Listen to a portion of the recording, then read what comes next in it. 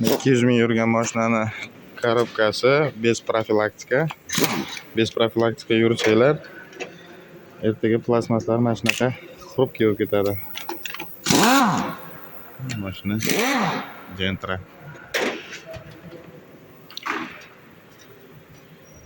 150 mingdan keyin filtrlarni yechib, almashtirib, profilaktika qilib turish kerak.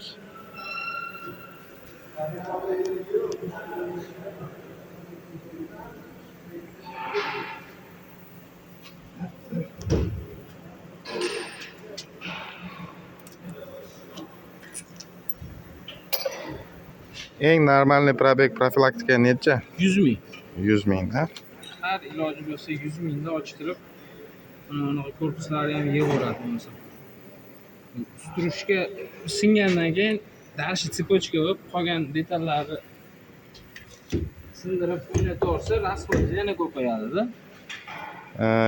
Yangiligidan boshlasa, zamina masala necha ming maslahat berasiz? Maslahat har 30 mingda moyni almashtirish kerak. 90 ming, 100 ming atrofida bir qator ochib profilaktika qilib olish kerak.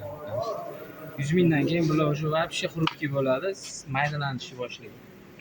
Mana biz ustamizning maslahatlari shunaqa probeg beryapti. Amal qilish endi o'zingizlardan. Amal qilmasanglar shu holatga kelish ehtimoli katta.